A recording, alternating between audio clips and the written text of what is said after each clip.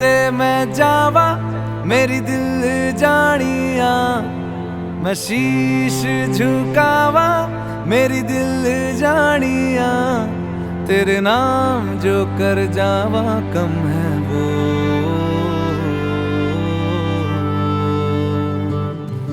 तू सारे जहां से प्यारी मेरे भारत की।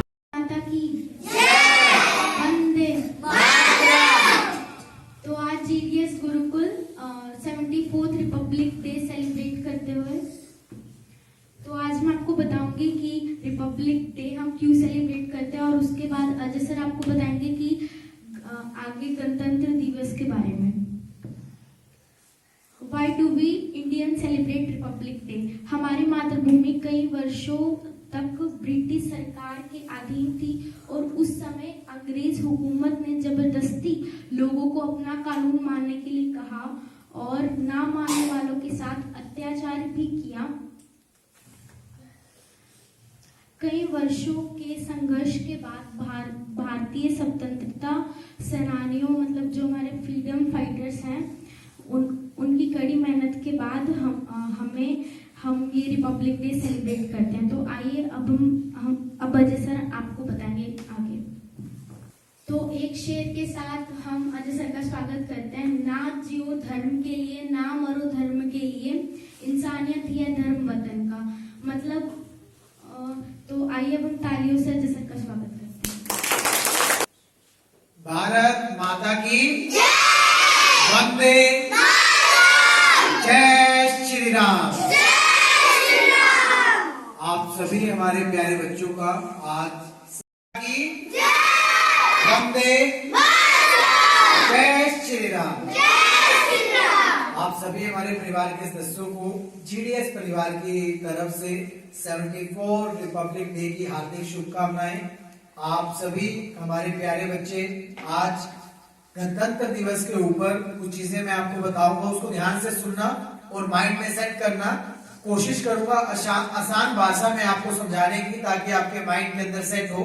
सबसे पहले, भारत का गणतंत्र दिवस 26 जनवरी को क्यों मनाया जाता है, जानना चाहते हो उसके बारे में? Yes, sir! ध्यान दें, हर साल गणतंत्र दिवस के दिन, ये हमारा जो दिन है, इसको राष्ट्रीय पर्व के रूप में मनाया जाता है। हर साल गणतंत्र दिवस के दिन भव्य परेड का आयोजन किया जाता है। इंडिया गेट से राष्ट्रपति भवन तक तीनों सेनाएं मिलकर, थल सेना, वायु सेना, नौसेना के जवान शामिल होते हैं और तीनों सेनाओं के प्रमुख राष्ट्रपति को सलामी देते हैं। भारत देश की सर्वोच्च कुर्सी होती है बेटा राष्ट्रपति पद। राष्ट्रपति पद को सम्मानित देते हैं, राष्ट्रपति जी को सम्मानित सलामी देते हैं। इस दिन हमारी तीनों सेनाएं अपने आधुनिक हथियारों का प्रदर्शन भी करती हैं और जो हमारी शक्ति का प्रतीक है। हम दूसरे देशों को बताते हैं कि भाई हम किससे कमजोर नहीं है। हमारी साइड आंख उठा के देखने से पहले एक बार सोच लेना आप किसकी साइड आंख उठा रहे हैं। तो ध्यान रखें, हमारी तीनों सेनाएं, थल सेना, वायु सेना और नौसेना, तीनों सेनाओं के प्रमुख अपना पूरा शक्ति प्रदर्शन करते हैं राष्ट्रपति भवन पर। और आप देख सकते हैं वो परेड भी, आप लाइव अभी देख सकते हैं चीजों की तरफ। और जो हमारी शक्ति का प्रतीक है, साल 1929 के अंदर, देखो हमारा ये संविधान मिलने से पहले हम सोचे कि ऐसे ही हमें किसी ने भीख में दे दिया संविधान, ये ले लो जी, ऐसे कर लो। इसके पीछे पूरी कहानी है, उसको समझने की जरूरत है और ध्यान देने की जरूरत है। जिस परिवार के लोगों को अपना इतिहास नहीं पता होता, जिस प्यारे बच्चों को अपने देश का इतिहास नहीं पता होता, वो देश कभी तरक्की नहीं करता। तो आपको देश का इतिहास पता होना चाहिए, कितनी कुर्बानियों के बाद हमें ये आजादी मिली है, ताकि हम अपने आप को आगे बढ़ा सकें। साल 1929 के दिन भारतीय राष्ट्रीय कांग्रेस का अधिवेशन चल रहा था। भारत देश के प्रथम प्रधानमंत्री पंडित जवाहरलाल नेहरू जी की अध्यक्षता हुई, जिसके अंदर एक प्रस्ताव पारित किया गया कि इस अधिवेशन के अंदर 26 जनवरी, यानी जनवरी का लास्ट संडे जो आएगा अगले साल का 1930 में, हम अपने आप को स्वतंत्र भारत का दर्जा दे देंगे। अगर कोई अंग्रेज कहेगा या नहीं कहेगा, हम क्योंकि उस वक्त गुलाम थे, हम बात कर रहे हैं 1929 की, और देश हमारा आजाद हुआ था कब? 1947 के अंदर। तो 29 के अंदर उन्होंने पहले ही कहा था कि भाई हम अब इसको संपूर्ण राज्य का दर्जा देंगे। हमने एक अधिवेशन के अंदर पास कर दिया है, अगले साल हम पूर्ण स्वराज का दर्जा दे दिया जाएगा। इसको अंग्रेजी सरकार माने या नहीं माने, हमने इसको पूर्ण स्वराज का दर्जा दे दिया है। उसके बाद 26 जनवरी 1950 को सुबह 10:18 पर भारत एक गणतंत्र बन चुका था और इसके 6 मिनट बाद 10:24 पर भारत के प्रथम राष्ट्रपति के रूप में शपथ ली थी राजेंद्र प्रसाद जी ने। और इस दिन पहली बार भारत के राष्ट्रपति जो घोड़ा गाड़ी होती है ना, बग्गी में बैठकर राष्ट्रपति भवन से इंडिया गेट तक पहली बार तीनों सेनाओं की सलामी लेने के लिए आए थे। तो हमारे देश के प्रथम राष्ट्रपति जिन्होंने हमें सुंदर सी सुबह दी और प्रथम प्रधानमंत्री जिन्होंने सुंदर सी हमें सुबह देखने के लिए हमें आज जो शिक्षा ले रहे हैं, एक बार उनके लिए जोरदार क्लैपिंग होनी चाहिए।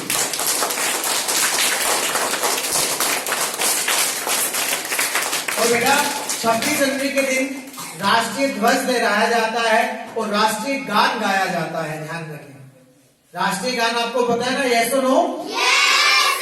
आप डेली राष्ट्रीय गान गाते हैं। इसलिए राष्ट्रीय गान गाते हैं जब आप बड़े बड़े ऑफिसर बन जाएं, अच्छी अच्छी कुर्सियों पे बैठ के जाएं, तो अजय सर की तरह तिरंगे को अपने दिल के अंदर बसाते हुए अपने आप को आगे बढ़ाना है आपने। अब मैं आपको बताऊंगा गणतंत्र क्या होता है। ध्यान रखें, एक लोकतांत्रिक व्यवस्था के अंदर 2 वर्ग बटे होते हैं। पहला वर्ग होता है राजशाही, जिसमें राजा का बेटा ही राजा बनता है। पर हमारा भारत देश, हम सलाम करते हैं डॉक्टर भीमराव अम्बेडकर जी को, जिनके आशीर्वाद से, जिनके प्रयासों से आज हमें ऐसा संविधान मिला कि एक चाय बेचने वाले का बच्चा भी आज देश का प्रधानमंत्री भी बन सकता है। एक आदिवासी मानव, आप समझ सकते हो, इतने कितना आम परिवार से उठकर द्रौपदी मुर्मू जी जिस तरीके से आज देश की सर्वोच्च कुर्सी के ऊपर बैठी है राष्ट्रपति के पद पे, एक बार अभी जो प्रेजेंट के अंदर प्रधानमंत्री और राष्ट्रपति हैं, प्रधानमंत्री who is the prime minister of India? Mister Narendra Modi. और who is the president of India? God. Chief minister of Haryana नहीं पूछा, हमने क्या पूछा? President of India. President of India अभी चेंज हुई है हमारी। और द्रौपदी मुर्मू जी कौन है? द्रौपदी मुर्मू। एक बार हमारे चीफ मिनिस्टर हरियाणा के लिए, हमारे देश के प्रधानमंत्री नरेंद्र मोदी जी के लिए और देश की राष्ट्रपति जो एक महिला है, महिला शक्ति, उनके लिए जोरदार क्लैपिंग होनी चाहिए। हम ध्यान रखें, हम ऐसे लोकतांत्रिक देश के अंदर रहते हैं जब आप किसी भी प्रशासनिक अधिकारी के सामने जाते हैं तो उनका फर्ज होता है आपका काम करना। जब जो सरकारी कुर्सी के ऊपर बैठते हैं तो उनका फर्ज होता है आम इंसान की सेवा करना, आम लोगों की मदद करना, आम इंसान को ताकत देना। और ध्यान देना बेटा, जब गणतंत्र लिखा जा रहा था, इसके लिए कितना समय लगा था आप इसका आइडिया नहीं लगा सकते, अंदाजा नहीं लगा सकते। जब ये गणतंत्र के लिए आगे बढ़ रहे थे हम, जब एक कॉन्स्टिट्यूएंसी लिखा जा रहा था जिसके अंदर 13 समितियां बनाई गई थी, 13 समितियों के अंदर सबसे सर्वोच्च कुर्सी जो थी वो बाबा भीमराव अम्बेडकर जी को दी गई और उनको कहा गया कि आप संविधान के अंदर सारी की सारी समितियों के आप अध्यक्ष रहेंगे और आप इसको करें। और जिसके अंदर सबसे मेन इंपोर्टेंट बात क्या है, गणतंत्र को बनाने के लिए 15 महिलाएं भी शामिल थी उस टाइम। और एक बार जिन्होंने भी इस पूरे संविधान को लिखा, हम जैसे लोगों को, आम इंसान को ताकत दी, एक बार उनके लिए भी जोरदार तालियां होनी चाहिए। और ध्यान रखें, ये जो संविधान लिखा गया, इसको बनने के अंदर लगभग 2 साल 11 महीने और 18 दिन का समय लगा। कितने बेटा? 2 साल 11 महीने और 18 दिन का समय लगा। उसके बाद हमें संविधान मिला। उस संविधान के अंदर क्या था, जब बाबा साहब ने वो संविधान दिया तो उन्होंने एक चीज कही थी कि आप एक चीज का ध्यान रखना, ये बड़े बड़े जो राजनेता हैं ये क्या करेंगे, नेता का बेटा नेता, एक आईएएस का बेटा आईएएस, कभी नहीं चाहेंगे ये ध्यान रखना कि एक आम इंसान का बच्चा अच्छी अच्छी कुर्सी पे जाके बैठे। कारण क्या होता है, हम सत्ता तो चेंज करते रहते हैं पर व्यवस्था को चेंज नहीं करते। व्यवस्था चेंज कैसी होगी, जब आम इंसान का बच्चा अच्छी अच्छी कुर्सियों पे बैठ के समाज और देश का नाम रोशन करेगा। जब बाबा साहब अम्बेडकर जी ने कहा था कि भाई ध्यान रखो, 1 vote is equal to 1 value. हमसे कैसे प्रधानमंत्री बनते हैं, कैसे गणतंत्र देश के अंदर हम अपने आप को आगे बढ़ा सकते हैं। आप लोग क्या करते हैं, बड़े बड़े राजनेताओं को चुनते हैं और वो हमें आगे बढ़ाने का काम करते हैं। हम क्या करते हैं, उसके अंदर उनको वोट देने के बाद वो कुर्सी पे जाके बैठते हैं और हमारे भारत देश के अंदर उसको कैसे आगे बढ़ाया जाए। प्रथम राष्ट्रपति बग्गी पे बैठ के राष्ट्रपति से निकले थे पहली सलामी लेने के लिए, और आज देखना, आज जो ज्योति मुर्मू जी हैं, जब वो राष्ट्रपति भवन से निकलेंगी तो कितनी भव्य गाड़ियों के अंदर निकलेंगी, कितनी सिक्योरिटी के अंदर निकलेंगी। देखो वो भी भारत देश था 1950 के अंदर, और आज 2023 21वीं सदी का भारत देश है। इसके अंदर एक सपने को हमें याद रखना है। बाबा साहब अम्बेडकर जी ने एक बात बोली थी कि 1 vote is equal to 1 value.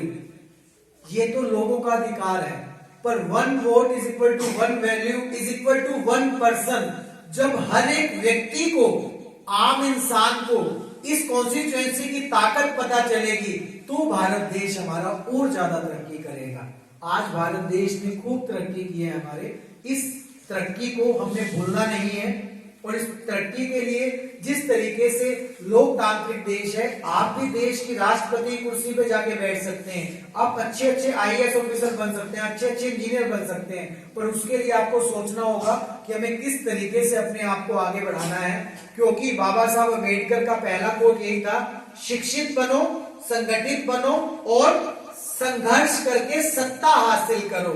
क्योंकि जब तक आप सत्ता पे नहीं बैठेंगे, जब तक आप बड़ी बड़ी कुर्सियों पे नहीं बैठेंगे, तो तक आप आगे नहीं बढ़ सकते। तो बड़ी बड़ी कुर्सियों पे बैठना चाहते हो? yes, देश को आगे बढ़ाना चाहते हो? yes, भारत देश का नाम पूरे वर्ल्ड के अंदर नंबर 1 करना चाहते हो? yes, तो सोचना क्या है, बढ़ो आगे, हमें आगे बढ़ना है। आज रिपब्लिक डे के दिन हम शपथ लेंगे कि हम अपने आप को आगे बढ़ाएंगे, पर शपथ लेने से पहले कुछ महान व्यक्तियों के कोट्स मैं आपको बताना चाहता हूं, उसको ध्यान से देखें और ध्यान से सुने और माइंड में सेट करें। महात्मा गांधी जी ने कहा था, भाई करो या मरो। क्या कहा था? करो या मरो। दूसरा उन्होंने कहा था, आप खुद को बदलाव बनाइए जो आप दुनिया में देखना चाहते हैं। बच्चे ध्यान रखो, जितनी भी महान शख्सियत हुई है, उन्होंने कहा था पहले अपने अंदर चेंज करो, दूसरे तब चेंज होंगे। जब आप बड़ी बड़ी कुर्सियों पे बैठ जाएंगे तो भारत देश ऑटोमेटिकली चेंज हो जाएगा। अगर आप कुर्सी के सामने जाके बैठोगे, मेरा ये काम कर दो, आप करते नहीं हो, कहने की जरूरत नहीं है, करने की जरूरत है। महात्मा गांधी जी ने उस टाइम कह दिया था, अपने अंदर चेंज लाओ, अपने आप को चेंज करना है। और तीसरी और मेन इंपॉर्टेंट चीज महात्मा गांधी जी ने कही थी, यदि व्यक्ति सीखना चाहे तो उसकी एक हर भूल से उसे शिक्षा मिलती है। ध्यान रखें, आप गलती करें, ये आपका राइट्स है, अधिकार है आपका गलती करना, पर एक गलती को एक बार करके दोबारा नहीं करना।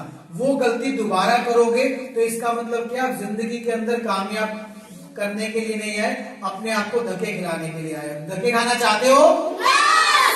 आगे बढ़ना चाहते हो? और सुभाष चंद्र बोस जी ने कहा था, तुम मुझे खून दो, तुम मुझे खून दो, मैं तुम्हें आजादी दूंगा। उन्होंने कहा था, क्योंकि उस टाइम पहले युद्ध होते थे बेटा, युद्ध के दौरान इतना ब्लड बह जाता था, ऐसी सर्विसेज नहीं थी जैसे आज रोहतक हरियाणा के अंदर इतना बड़ा पीजीआई खुला हुआ है हरियाणा का, पूरे हरियाणा का। हरियाणा से लोग आते हैं जिनके भी पेरेंट्स वहां पे काम करते हैं, एक बार उनके लिए जोरदार क्लैपिंग होनी चाहिए। और ध्यान दें, पहले क्या होता था, और पूरी हरियाणा की सब रेड क्रॉस के सेक्रेटरियों के लिए एक बार जोरदार क्लैपिंग होनी चाहिए। और रोहतक के हमारे सेक्रेटरी श्री दिवेंद्र त्याग जी को मैं दिल से धन्यवाद करता हूं, जिन्होंने हर कोविड के दौरान, हर महामारी के दौरान एक योद्धा बन के काम किया है। ऐसे व्यक्तियों को भगवान और लंबी उम्र दे ताकि देश का और आगे लेके जा सके। क्योंकि पीजीआई के अंदर जब खून की व्यवस्था होती है, खून चाहिए होता है, ब्लड चाहिए होता है, तो कितने लोग आते हैं। उसके अंदर देखो सुभाष चंद्र जी ने पहले कहा था तुम मुझे खून दो मैं तुम्हें आजादी दूंगा। आज आपका खून देश के लिए नहीं चाहिए, 3 महीने बाद अपने खून को डोनेट किया करो। अभी नहीं, आफ्टर 18 साल के बाद जब आपका वोटर कार्ड आ जाएगा, ड्राइविंग लाइसेंस आ जाएगा, जब आप भारत देश के एक्चुअल में वोट देने वाले मतदाता बन जाएंगे, उस टाइम आप देश के लिए अपने ब्लड को भी देना। आपको सरहद पे खड़े होके गोली खाने की आवश्यकता नहीं है। देश में रह के देश को आगे कैसे बढ़ा सकते हैं, जब रोड एक्सीडेंट होते हैं उस टाइम ब्लड की आवश्यकता होती है। तो इन चीज का ध्यान रखें। उसके बाद भगत सिंह जी ने कहा था मेरा एक ही धर्म है और वह है देश की सेवा करना।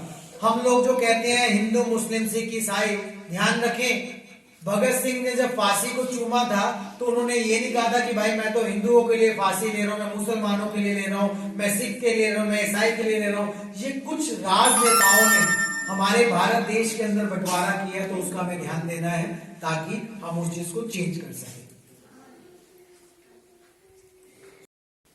हमारे पूर्व राष्ट्रपति डॉक्टर एपीजे अब्दुल कलाम जी ने कहा था जिस दिन आपके सिग्नेचर ऑटोग्राफ में बदल जाएं, उस दिन मान लीजिए आप कामयाब हो गए। तो आप अपने सिग्नेचर को ऑटोग्राफ में बदलना चाहते हो? अपने आप को कामयाब करना चाहते हो?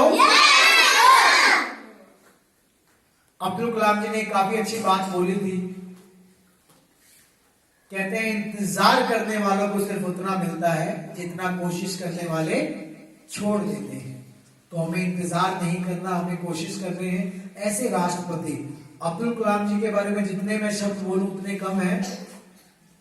उन्होंने जब वो राष्ट्रपति भवन के अंदर गए तो उनकी अगर आप हिस्ट्री चेक करेंगे तो आप हैरान हो जाएंगे, ताकि ये वीडियो बड़ी ना हो। ऐसे ऐसे महान व्यक्ति महान पद पे बैठने के बावजूद भी वो एक सादा जीवन उच्च विचार की तरह जिए। तो ऐसे आपने कर्म करने, अपने आप को आगे बढ़ाना है। और उसके बाद हमारी प्रथम शिक्षिका, मेरे पास कोई भी टीचर आते हैं इंटरव्यू के लिए तो मैं उससे एक ही क्वेश्चन पूछता हूँ कि भाई प्रथम शिक्षिका का नाम बताओ जिसने आपको इतना अधिकार दिया कि बेटियां पढ़ लिख कर अब देश का नाम रोशन कर रही हैं। तो कौन है प्रथम शिक्षिका? प्रथम शिक्षिका का नाम बताओ। यस, कौन है? सावित्रीबाई फुले जी। ध्यान रखें, सावित्रीबाई फुले जी ने क्या किया? बाल विवाह का विरोध करना सिखाया, दीन दुखियों और वंचितों को गले लगाया, सभी के हृदय को शिक्षा की अलग जगाया। और उन्होंने मेन इंपॉर्टेंट चीज बताई, बेकार मत बैठो, जाओ शिक्षा प्राप्त करो।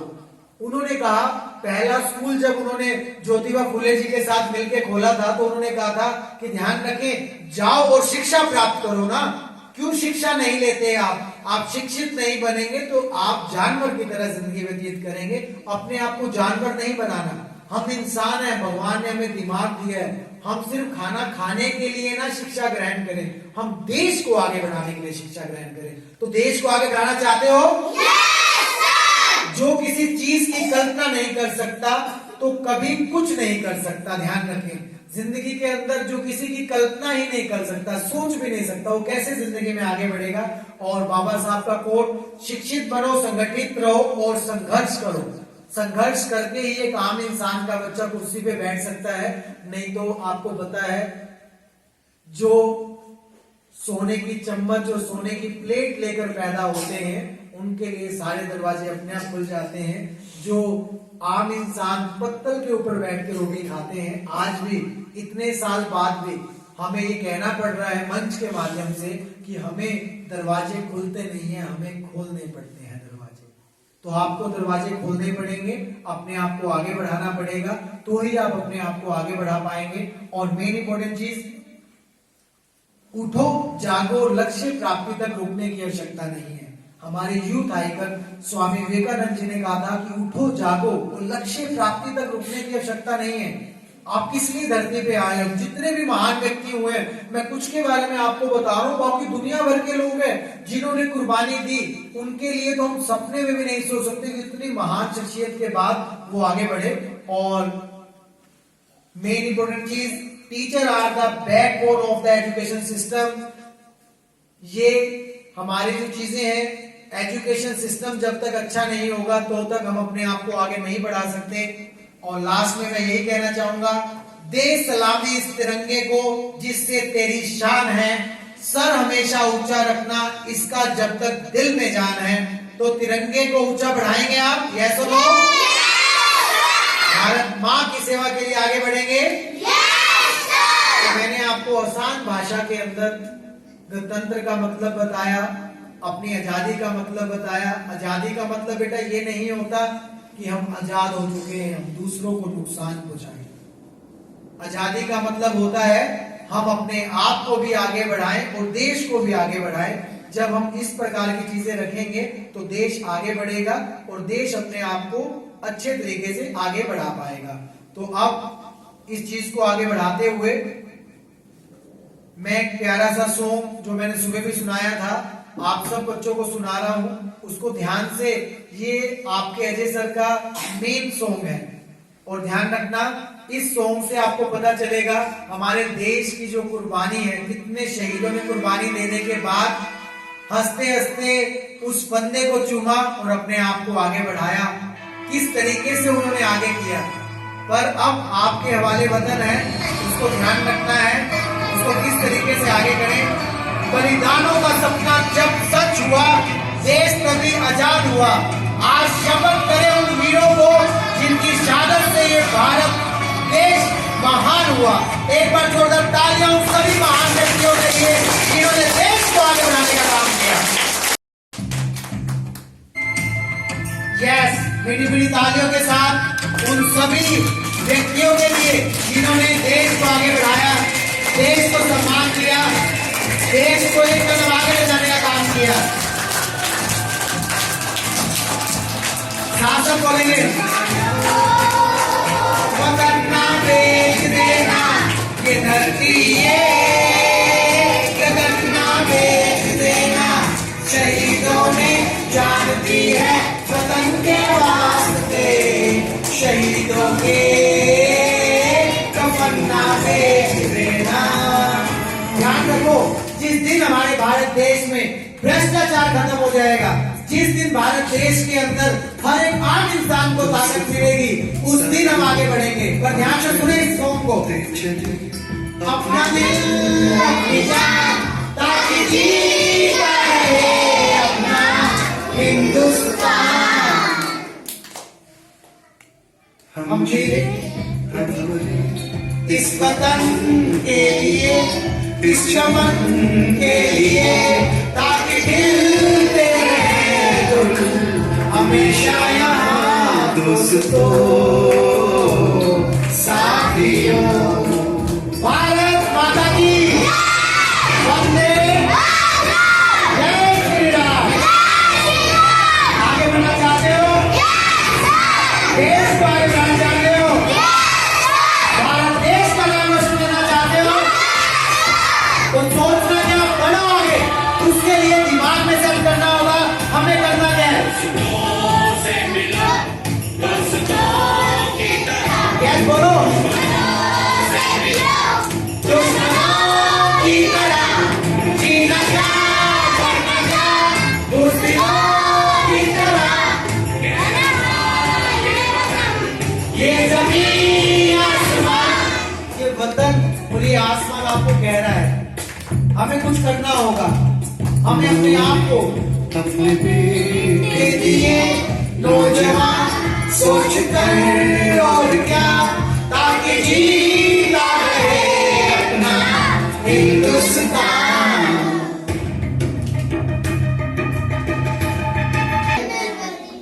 अधिनायक जय हे भारत हमारे विधाता, पंजाब सिंध गुजरात मराठा द्राविड़ उत्कल गंगा, विंध्य हिमाचल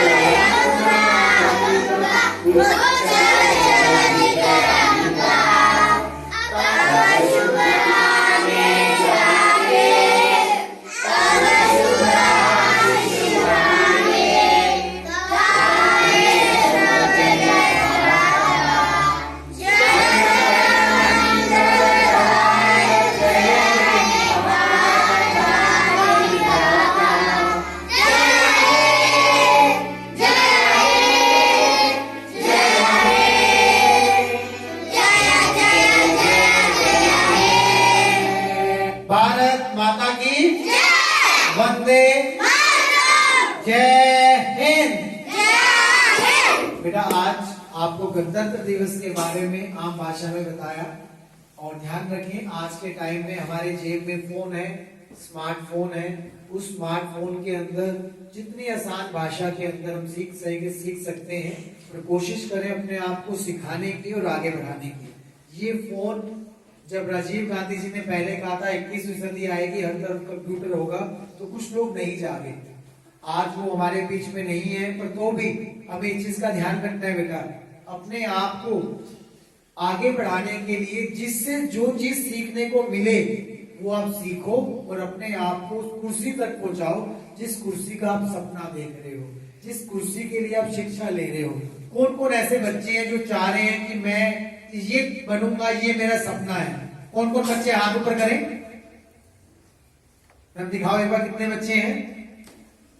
ये सारे बच्चे कुछ ना कुछ बनेंगे? सारे बच्चे कुछ ना कुछ बनेंगे? यस। मैं पूछता हूँ एक बार, क्या बनना चाहते हो? Sir, number 1 businessman. गुड। क्या बनना चाहते हो? Good IPS officer. क्या बनना चाहते हो? Good IPS officer. Good IAS officer. Good space scientist. Good IAS officer. Good doctor. Good army officer. Good IAS officer. Good engineer. Good engineer. Good IAS officer. क्या बनना चाहते हो प्रियांशी? Good doctor. बोलो good doctor. चलो, क्या बनना चाहते हो? Please. Police. Good. Good police. आओ श्रेया, क्या बनना चाहते हो? डॉक्टर। डॉक्टर। गुड। क्या बनना चाहते हो? Good police. गुड। क्या बनना चाहते हो? पुलिस। पुलिस। डॉक्टर। क्या बनना चाहते हो? डॉक्टर। डॉक्टर। क्या बनना चाहते हो? डॉक्टर। डॉक्टर। क्या बनना चाहते हो? पुलिस। पुलिस। गुड। क्या बनना चाहते हो? Good police. Good police. Good IPS officer. Good IPS officer. Good IPS officer. Good IPS officer. क्या बनना चाहते हो? Good dancer. और डांस कर रहे हो ना आप? क्या बनना चाहते हो? बोलो बोलो। नहीं पता? कुछ भी बन जाओ। नहीं पता? Doctor. IPS officer. IPS officer. Good police. Good police. Good police. Good police. Good doctor. Good doctor. Good teacher. Good teacher. Good engineer. Good engineer. Good army officer. Good army officer. Good tennis player. Good tennis player. Good IAS officer. Good IAS officer. Good IAS officer. Good IAS officer. Good IAS officer. Good IAS officer. Yes स्वास्थ्य, आप क्या बनना चाहते हो?